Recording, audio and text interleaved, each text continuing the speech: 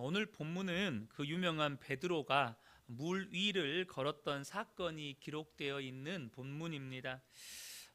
본문의 말씀을 통해서 우리의 힘으로 도무지 해결할 수 없을 것 같은 문제를 만났을 때 우리가 느끼는 이 두려움의 문제를 어떻게 다룰 것인가에 대한 말씀을 나누고자 합니다. 우리가 겪는 문제 중에는 이러지도 저러지도 못하는 문제들도 있습니다. 대표적으로 코로나로 인해서 팬데믹 상황에 처하게 되었을 때에 많은 교회들이요, 모여도 어려웠고, 그러니까 모이는 것으로 인해서 막 코로나가 확산되고 이러니까 모이는 것도 어렵고, 또 안 모이자니 성도들의 영적인 상태가 너무나도 영적으로 심각한 이런 침체의 문제에 직면하게 되니까 사실 정말 어려운 교회들이 많았고, 또 실제로 코로나 2년 시기 이후에 그 사이에 굉장히 교회들이 많이 문을 닫았었습니다. 그런데 더 큰 문제는 우리가 현실적으로 겪는 어떤 어려움보다 목회자들과 성도들 마음 안에 두려움이 자리 잡았다는 것입니다. 실제로 어느 교회 목사님은 이 코로나 시국 때 교회 안에 이런 방역과 관련된 혹은 뭐 보건과 관련된 일에 종사하시는 전문가들을 모아서 위원회를 조직해서 코로나 시국에 교회가 방역을 위해서 어떤 조치를 취해야 하고, 또 예배 드릴 때는 어떤 대책을 마련해서 예배를 드려야 되는지 이렇게 함께 논의를 해서 결과를 이렇게 보고해 달라고 했는데, 회의 결과가 뭐였냐면 너무 위험하니까 아무것도 해서는 안 된다, 이것이 회의 결과였습니다. 그러니까 너무 위험하니까 어떤 모임도 행사도 하면 안 된다는 것이었다는 거죠. 그래서 목사님이 너무 마음이 상해서 이 위원회에 이제 모이신 성도님들께 물으셨다는 거예요. 하나님을 믿으십니까? 현재 일어나는 문제들에 대해서 전문적인 식견을 가지고는 계시는데 하나님은 믿으시냐? 하나님께서 이 일에 대해서 모르시겠냐? 하나님이 앞으로 한국교회가 어떤 방향으로 나아가야 할지에 대한 계획이 없으시겠냐? 그런 모든 것까지 다 생각해서 내놓은 방안이냐? 이렇게 물으셨다는 거예요.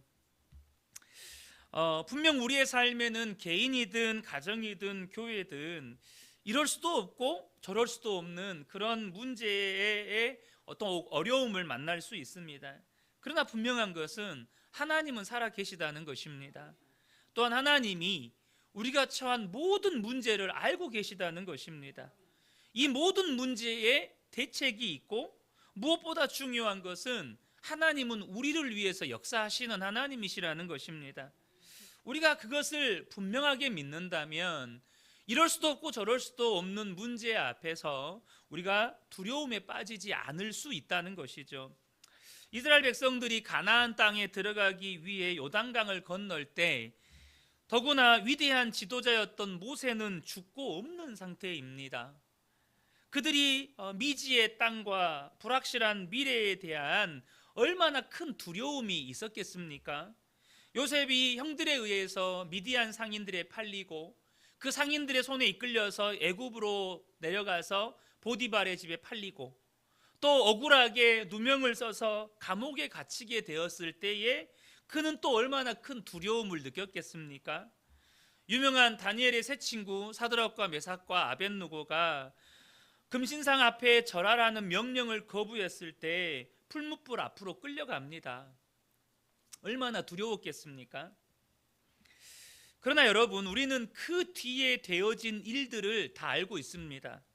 모세를 이어서 이스라엘의 지도자가 된 여호수아는 이 정복 전쟁을 승리로 이끌었고 가나안 땅을 차지하게 됩니다. 요셉은 바로의 꿈을 해석해서 7년 대기근의 위기에 대책을 내놓았고 애굽의 총리가 되어서 애굽을 멸망의 위기 가운데서 건져냅니다. 다니엘의 세 친구는 풀무불에 던져졌음에도 불구하고 머리털 하나 상하지 않았습니다. 여러분, 우리 앞에 놓인 문제가요, 우리는 그렇게 느껴져요. 내 인생을 완전히 망가뜨릴 것 같이 느껴질 질 때가 참 많습니다. 그런데 시간이 지난 후에 보면 그 일이 내게 얼마나 큰 유익을 가져다 주는지를 깨닫게 된 적이 있지는 않습니까? 제가 13년 부교육자 생활을 끝내고 이제 교회 개척을 시작했을 때 아무것도 갖추어진 것 없고 함께하는 성도님들 없고 홀로 아무도 없는 거실에 앉아서 새벽 예배를 드릴 때, 또 예배당이 구해지고 리모델링 공사를 하는데 함께 작업할 사람이 없으니까 새벽까지 혼자 그곳에서 뭐 시트지를 바르고 뭐 청소를 하고 이런 작업을 하고 있을 때, 또 공사가 진행되는 동안에 아직 아무것도 정리가 안 되고 막 먼지 구덩이에요. 근데 그곳에 가서 아내와 단둘이 저녁에 기도를 드릴 때, 여러분 그때 제 마음에 있었던 감정 가운데 하나가 두려움이었습니다. 솔직하게 고백하면 그때 제 마음 가운데 있었던 감정 가운데 하나가 두려움이었어요. 교회 개척을 어떻게 해야 되나, 개척해서 도대체 이 보잘것없는 이 교회에 누가 오기나 할까, 막 그런 온갖 잡다한 생각들로 인해 제 마음 한켠에 두려움이 있는 거예요. 근데 지금 돌아보면 그 시간들이 저에게 얼마나 큰 유익을 가져다 주었는지 모릅니다. 그러므로 사랑하는 성도 여러분, 저와 여러분이 먼저 기억해야 될 것은 뭐냐면, 어떤 문제가 닥쳤을 때 우리의 마음이 두려움에 사로잡히지 않도록 깨어 있어야 한다는 것입니다. 내 마음을 두려움에 내주지 않도록 깨어 있어야 된다는 거예요. 분명한 것은요, 두려움은 주님이 주시는 것이 아니라는 것입니다. 디모데후서 1장 7절을 보면 하나님이 우리에게 주신 것은 두려워하는 마음이 아니요 오직 능력과 사랑과 절제하는 마음이니. 그러니까 우리 안에 어떤 문제를 만났을 때 두려움이 올 수 있잖아요. 그런데 그때 이 마음은, 이 두려움의 감정은 하나님이 주신 게 아니다 라는 것만 우리가 제대로 깨달아도 그 상황을 보는 눈이 달라지고 기도의 방향이 달라지게 됩니다. 그러니까 이 마음이 주님 주신 마음이 아니라면 어떻게 되죠? 이 마음을 우리가 대적하게 되는 거예요. 기도부터가 달라지는 거예요. 내 마음 가운데 두려움이 찾아왔는데 이거 주님 주신 게 아니지. 그러면 이 두려워하는 마음을 예수님의 이름으로 대적하게 되는 거예요. 그리고 그 상황을 다시 돌아보게 되는 거죠. 사람들이 제일 두려워하는 문제는 이견이 없는 죽음에 관한 문제입니다. 왜냐하면 마귀가 사망 권세를 가지고 사람들을 사로잡고 있기 때문이죠. 그래서 히브리서에 보면 예수님께서 이 땅에 오신 목적을 뭐라고 이야기합니까? 히브리서 2장 15절에 또 죽기를 무서워함으로 한평생 매여 종노릇하는 모든 자들을 놓아주려 하심이니라고 말씀합니다. 그러니까 이 죽음의 문제가 해결되지 않는 사람은요, 죽음 앞에서 예외 없이 다 마음의 두려움을 가지게 된다는 것입니다. 그리고 결국에는 그 두려움의 문제 앞에서 다 굴복하게 된다는 것이죠. 그런데 성경을 보면 죽는 것도 복이 있는 경우가 있다는 거예요. 그러니까 이 죽음은 사람에게 두려움을 주는 이유가 뭐냐면, 두려움은 말 그대로 사망이고 두려움은 망하는 거거든요. 그런데 성경은 죽는 것도 복이 있는 경우가 있대요. 어떤 경우에 그렇습니까? 요한계시록 14장 13절에 보면 또 내가 들으니 하늘에서 음성이 나서 이르되 기록하라, 지금 이후로 주 안에서 죽는 자들은 복이 있도다 라고 말씀하십니다. 그러니까 주님 안에서 죽으면 복이 있다는 거예요. 죽음만 생각하면 두려움이고 절망인데, 주님 안에서 죽음을 맞이하게 되면 여러분, 이 죽음이 가지고 있는 권세와 능력이 아무런 힘을 발휘할 수가 없게 된다는 뜻입니다. 왜 그렇습니까? 예수님이 사망 권세를 이기신 분이시기 때문에 그렇습니다. 그러니까 우리가 예수님 안에서 죽으면 죽음이 가지고 있는 그 권세와 그 힘을 우리에게 발휘를 못하는 거예요. 주님 앞에서 사망 권세가 꺾여버리는 것입니다. 그래서 주님 안에 있으면 죽음이 복이 된다는 거예요. 그렇기 때문에 여러분, 기독교 장례식이 가진 독특한 특징이 있는데요, 분명히 헤어짐의 슬픔이 있습니다. 그러나 영원한 하나님의 나라와 다시 만날 것에 대한 기대와 소망이 장례식에 있는 거예요.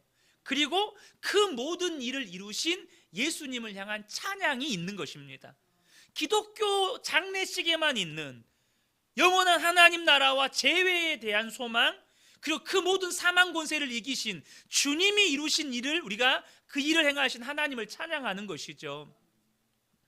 홍정길 목사님이 그런 이야기를 하셨어요. 이제 몸에 암이 있는 것을 알게 된 후에 이제 실제적으로 나도 이제 곧 주님 앞에 서게 되겠구나라는 생각이 들더라는 거죠. 그러니까 마음에 두려움이 생기는 거예요.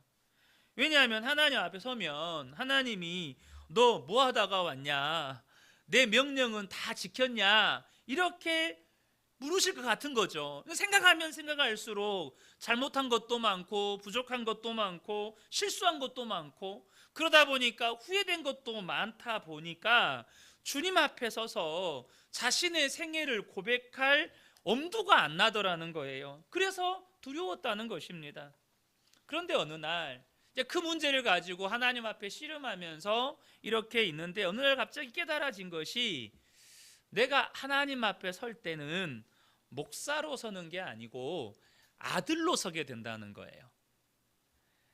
목사로 서면 하나님 앞에 최선을 다했다 한들 부족한 것 많고 후회된 것 많고 잘못한 것들도 많으니까 하나님 앞에 설 자신이 없지만, 하나님이 나를 목사로 보지 않고 아들로 보신다는 것이 믿어지더라는 거죠. 여러분, 아들로 아버지 앞에 서게 되면 여러분, 그거 하나만으로도요 기쁘고 자랑스럽고 사랑스러운 것입니다. 참, 여러분, 이것들을 경험할 때 있지 않습니까? 이제 저도 그렇지만 저보다 윗 우리 세대들도, 우리 부모님들이 꽤나 엄하셨잖아요. 그런 엄한 부모님 밑에서 자라왔는데, 그러다 보니까 저는 저희 아이들을 볼 때 제가 자랐을 때 볼 수 없었던 모습을 볼 때가 많거든요.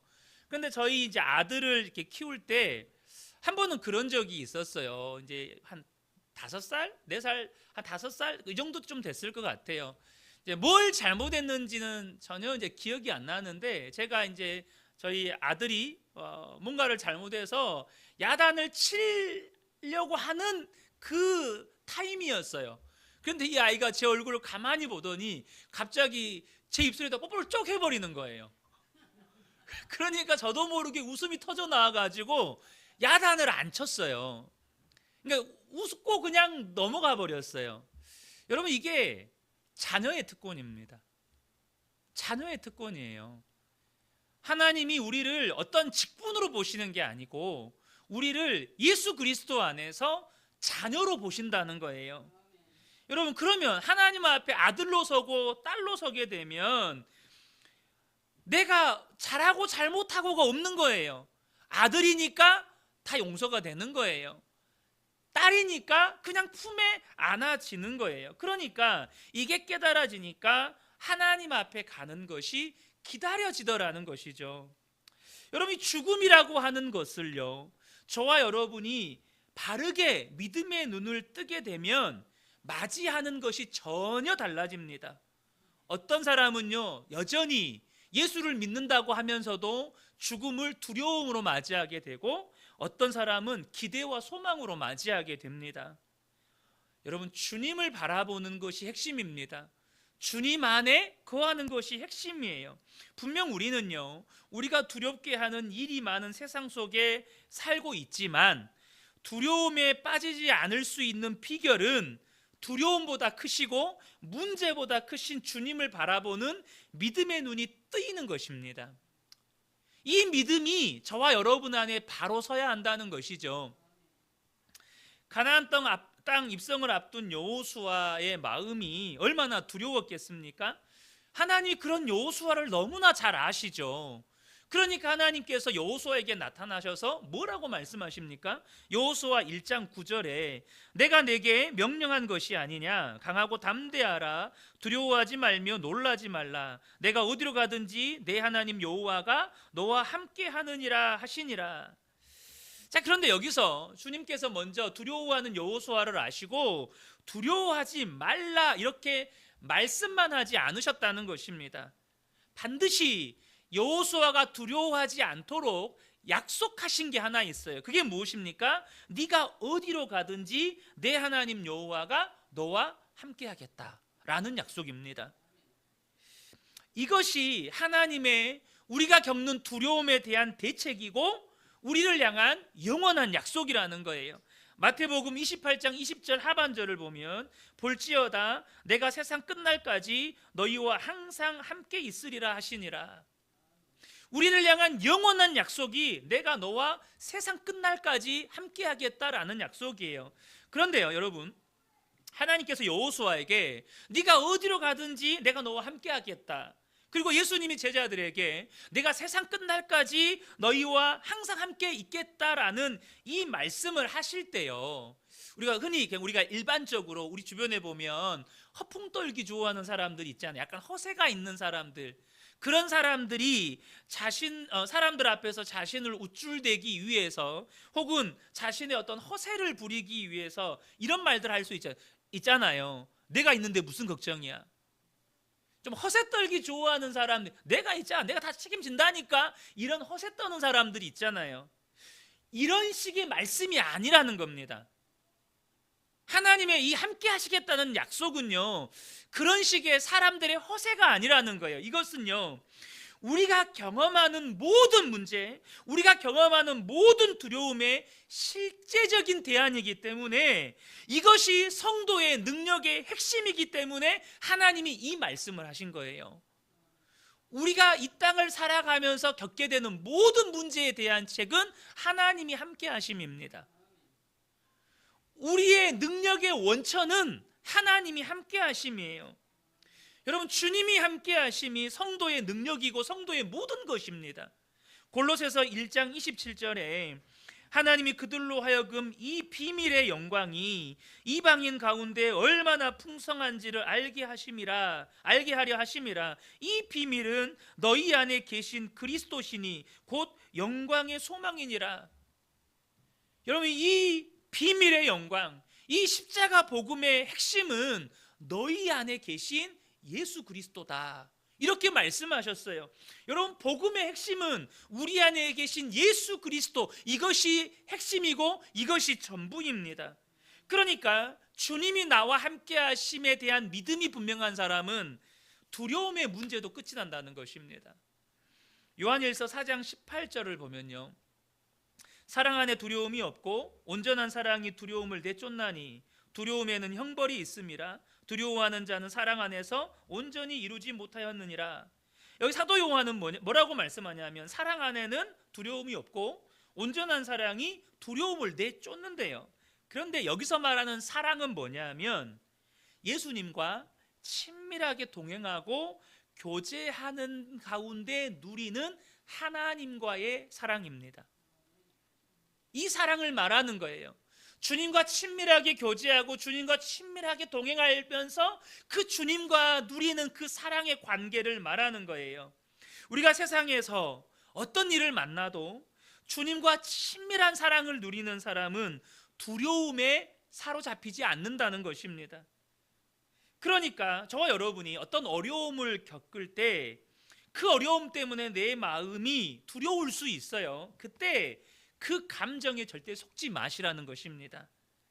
지금 내가 주님 안에 온전히 거하지 않기 때문에 두려운 것이지, 그 내 인생을 완전히 망하게 할 문제를 만났기 때문에 두려운 게 아니라는 겁니다. 그러니까 문제 때문에 내가 두려운 게 아니고 내가 주님 안에 거하지 못해서 두려운 거라는 거예요. 근데 두려움이 들면 우리 안에 어떤 생각이 들어요? 아, 이 문제 때문에 내가 심각한 어려움에 처하게 되겠구나.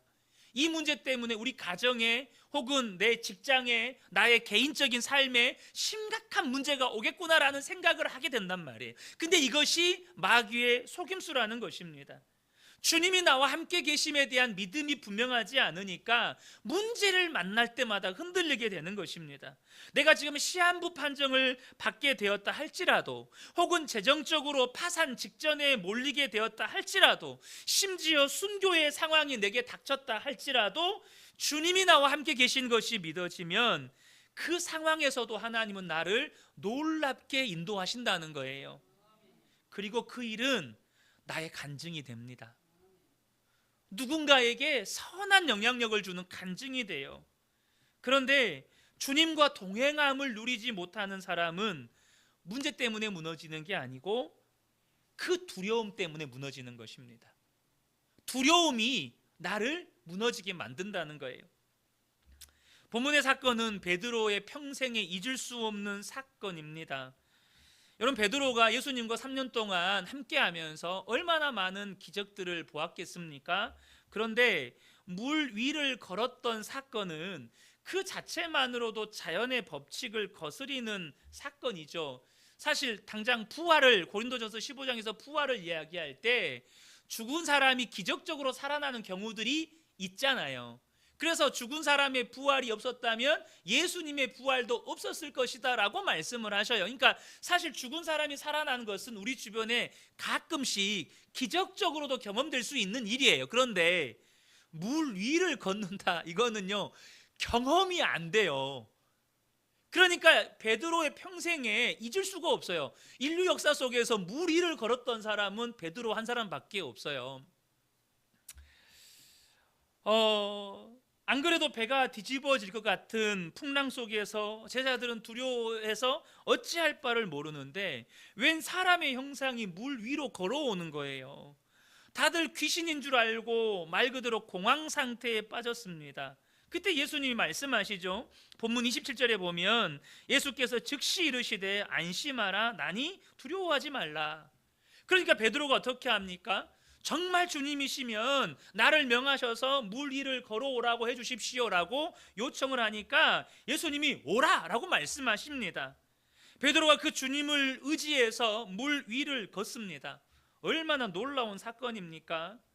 그런데 여러분, 이것은요 예수님이 베드로에게 한번 너도 물 위를 걸어봐라, 얼마나 신기한지 모른다, 이걸 경험하게 하기 위해서 하신 게 아니라는 것입니다. 이것은 베드로를 향한 특별한 주님의 과외예요. 과외. 특별한 가르침이었다는 것입니다. 여러분, 베드로는요 예수님이 이제 부활 승천하시면 제자들과 함께 초대교회를 이끄는 지도자로서 예수님의 수제자잖아요. 그러니까 맏형님의 역할을 해야 되는 무거운 어떤 사명의 자리, 책임에 있는 자리에 서게 됩니다. 얼마나 많은 문제들과 얼마나 많은 어려움들을 겪게 되겠습니까?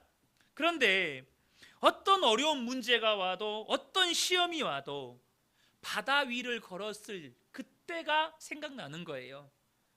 아, 그때 내가 주님을 의지하면서 이 물 위도 걸었는데, 그 생각을 하면 그 어떤 문제가 주는 두려움도 염려도 다 잠잠해지는 것입니다. 특별히 지도자로서 공동체를 이끌어갈 때 가장 중요한 핵심이 두려움을 이기는 믿음, 곧 담대함을 가지는 것입니다. 그래서 예수님이 괜히 베드로만 특별히 이러한 경험을 하게 하신 게 아니라는 겁니다. 그런데 베드로가 물 위를 걷기는 했지만 금방 다시 빠지게 돼요. 왜 그렇습니까? 바람에 큰 파도가 이는 것을 보자 순간 마음이 두려워져서 물속에 빠져 들어갑니다.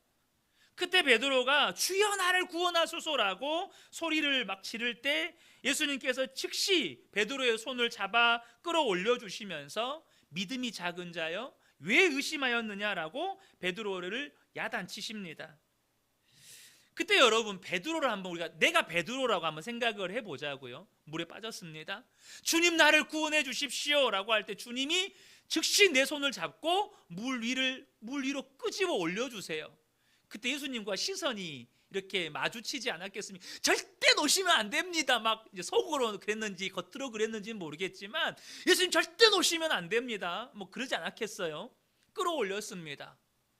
그때 예수님이 내 손을 잡았던 그 느낌, 나를 물 위로 끌어올리셨던 그때의 그 경험, 다시 배 위에 오르기까지 예수님 손잡고 배까지 걸어갔을 때의 그 경험, 이게 베드로에게 생생하게 남아있는 겁니다.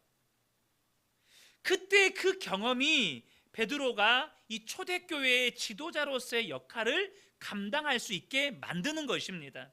그런데 우리가 이 대목에서 한번 살펴보셔야 할 것이, 왜 예수님이 베드로에게 믿음이 작은 자야 왜 의심하였느냐라고 책망하셨느냐는 거예요. 여러분, 다른 제자들은요, 아예 애초부터 주님이시거든 나를 물 위로 걷게 해주십시오 이런 말도 안 했다니까요. 다른 제자들은 그런 말할 용기도 없었어요. 근데 베드로는요, 그것만으로도 예수님이시면, 정말 주님이시면 나를 물 위로 걷게 해주십시오, 이렇게 주님 앞에 믿음의 고백을 한 것만으로도 사실 칭찬받아야 하지 않겠습니까? 그런데 그렇게 책망하신 데는 이유가 있다는 거예요. 우리에게 주님이 믿음이 무엇인지에 대해서 가르쳐 주시는 것입니다. 여러분, 믿음이 아무리 좋은 사람도요, 그 믿음은요, 그 안에 있는 게 아니고 주님을 바라보는 데서 내게 부어지는 것입니다. 그 안에 원래 믿음이 있는 게 아니고 주님을 바라볼 때 내게 부어지는 것이 믿음이에요. 그러니까 믿음이 아무리 좋은 사람도요, 순간 문제에다가 시선을 빼앗기고 세상에다가 시선을 빼앗기면 마치 믿음 없는 사람처럼 되어버린다는 것입니다. 방금 전에 주님을 바라보면서 물 위를 걸었던 베드로조차도 그 시선을 순간 세상에게 빼앗겨버리고 문제에 빼앗겨버리면 마치 믿음 없는 사람처럼 물에 빠져간다는 거예요. 여러분, 이거 실제로 베드로에게 이런 일이 일어납니다. 베드로가 예수님하고 늘 같이 있을 때 예수님이 그러셨거든요. 네가 닭 울기 전에 나를 3번 부인할 거다. 그러니까 베드로가 뭐라고 했습니까? 예수님하고 함께 있을 때니까 저는 절대 그런 일 없습니다. 죽어도 저는 예수님과 함께 순교했으면 순교했지 절대 그럴 일 없습니다 라고 큰 소리 쳤습니다. 그런데 실제로 그런 일이 일어났습니다. 예수님을 3번 부인했고 침을 뱉으면서까지 예수님을 저주했습니다. 이유가 무엇입니까? 예수님을 바라보지 않았기 때문입니다. 예수님을 바라보지 않았기 때문이에요. 여러분, 어떤 사람도 예수님을 바라보기 때문에 믿음으로 살게 되는 것이지, 문제를 바라보고 세상을 바라보게 되면 그 순간 믿음이 형편없는 사람으로 전락되어 버린다는 사실을 오늘 본문을 통해서 우리에게 가르쳐 주시는 것입니다. 그래서 히브리서 12장 2절에 우리가 잘 아는 말씀인데요, 쉬운 성경으로 제가 읽어드리겠습니다. 우리 믿음의 시작이며 또 믿음을 완전하게 하시는 주님만을 바라봅시다. 여러분, 예수님은요, 믿음의 시작입니다. 그리고 우리의 믿음을 완전하게 하십니다. 언제요? 예수님을 바라볼 때. 예수님을 바라보아야 시작된 우리의 믿음이 점점점 완전해져 가는 것입니다. 그것이 믿음의 핵심이라는 거예요. 주님을 계속 바라보는 주님과 또 살아있는 관계 속에서 주님의 말씀에 한 걸음 한 걸음 순종해 갈 때 이 베드로의 물 위를 걷는 역사도 일어나게 되는 것입니다. 중요한 사실은 어느 누구도 처음부터 물 위를 걷는 믿음의 역사를 이룰 수는 없다는 것입니다. 그러니까 처음부터 물 위를 걷는 믿음의 사람은 없다는 거예요. 여러분, 베드로가 물 위를 걷기까지 어떤 과정이 있었습니까? 베드로가 처음 예수님을 만났을 때 그는 예수님을 만나기 전에 밤새 물고기를 잡았는데 한 마리도 못 잡았습니다. 그래서 이제 아침에 이렇게 그물 정리하고 배 청소하고 있는데 갑자기 예수님이 오셔서 잠깐 배를 빌려서 말씀을 전하시겠다는 거예요. 그러니까 베드로가 어떻게 합니까? 그 말씀에 순종해서 배를 예수님께 빌려드립니다. 그러니까 하는 수 없이 베드로도 예수님이 말씀을 다 전하실 때까지 그 자리에 앉아서 예수님의 말씀을 듣는 것입니다. 그런데 말씀을 듣는데 다 이해는 안 되지만 그 말씀을 들을 때 알 수 없는 감동이 자기의 마음을 사로잡는 거예요. 그런데 예수님이 갑자기 오셔서 말씀을 다 전하신 후에 오셔서 가서 깊은 데 가서 그물을 던지라는 거예요. 이해는 되지 않는데 내 마음을 사로잡는 그 말씀의 감동에 의지해서 깊은 데 가서 그물을 내립니다. 무슨 일이 일어납니까? 그물이 찢어질 만큼 물고기를 잡게 됩니다. 그런 베드로가 예수님 앞에 엎드릴 때 나를 따라와라, 내가 너희를 사람을 낚는 어부가 되게 하겠다라고 말씀하실 때 베드로가 모든 것을 버려두고 예수님을 따라갑니다. 그러면서 계속해서 3년 동안 예수님과 함께 살면서 예수님이 행하신 기적을 보고 예수님의 가르침을 받고 때로는 예수님의 말씀에 순종해서 전도대로 파송받기도 하고 예수님의 이름으로 귀신을 쫓아내기도 하고 병든 자를 고치기도 하고 예수님의 이름을 의지해서 능력을 행하기도 했습니다. 그렇게 주님을 계속해서 바라보았고 주님과 함께 살았고 순간순간 주님의 말씀에 순종했고 하나님의 역사를 경험했기 때문에 바다 위를 걷는 순종도 가능했던 것입니다. 여러분, 도저히 불가능해 보이는 것 같은 물 위를 걸을 수 있는 이런 엄청난 믿음의 삶은 어떻게 사라지는 것입니까? 주님이 지금 내 안에 임재에 계시다는 것을 분명하게 믿고 그 주님을 항상 의식함으로 바라보고 주님이 나에게 말씀하시면 사소한 것이라도 순종하고 또 깨달아지는 것이 있으면 또 순종하고 그렇게 살다 보면 우리의 믿음은 어느 순간 자라게 되는 것입니다. 그리고 그 믿음이 자라다 보면 베드로와 같이 물 위를 걸으라는 주님의 말씀에도 순종하게 되는 것입니다. 계속되는 나와 함께 계시는 주님과의 깊은 교제, 그리고 아주 작은 것부터라도 주님의 뜻이라고 주님의 말씀이라고 깨달아지면 순종하고 주님이 말씀하신 것에 순종하는 것을 계속해서 반복하다 보면 내 삶에도 그런 역사가 일어나는 거예요. 저는 분명 우리 성도님들 지금도 여러 가지 어려운 문제들이 있으실 거예요. 여러분, 그때 우리 성도님들이 정말로 그 마음이 두려움에만 사로잡히지 않는다면 그 문제는 걱정할 문제가 아닙니다. 주님은 우리의 문제를 다 알고 계시고 주님이 이미 모든 대책을 가지고 계시고 더욱 중요한 것은 그 주님은 우리를 위해서 역사하시는 하나님이시라는 것입니다. 우리가 그 주님을 바라보고 주님이 하라는 대로만 순종의 걸음을 내딛기만 하면 주님은 우리의 삶을 책임지십니다. 여러분, 이 시간은 순종에 관한 이야기를 하는 시간이 아니니까 여러분, 순종이 왜 중요하냐? 순종하면 내 삶의 책임을 주님이 지십니다. 근데 불순종하잖아요. 내 삶을 내가 책임져야 됩니다. 여러분, 두렵지 않습니까? 여러분의 삶을 여러분이 책임지실 수 있습니까? 우리 그동안에 얼마나 많은 시행착오를 겪었습니까? 내 힘으로 뭔가를 해보려고 하지만 내 뜻대로 내 생각대로 계획대로 안 되는 게 우리 인생이잖아요. 우리는 그 많은 실패들을 경험했습니다. 그러나 우리가 정말로 주님께 순종하면 주님은 반드시 우리의 삶을, 우리의 가정을 여러분 반드시 주님이 책임지십니다. 정말 우리가 어떤 어려움 가운데 있더라도 분명한 건 뭐냐면 우리는 여전히 하나님의 은혜 안에 있다는 것입니다. 나는 지금 하나님의 은혜 안에 있지 않은 것 같아요 라고 생각할 수도 있지만 여러분, 하나님의 은혜가 없는 곳이 있어요. 어디일까요? 물 한 방울의 자비가 허락되지 않는 곳, 바로 지옥입니다. 하나님이 관심도 없으시고 돌아보지도 않으시고 기도 응답도 없고 하나님의 선한 계획도 없는 곳이 바로 지옥입니다. 진짜 두려운 것은 바로 그것이죠. 하나님이 완전히 버리시는 것.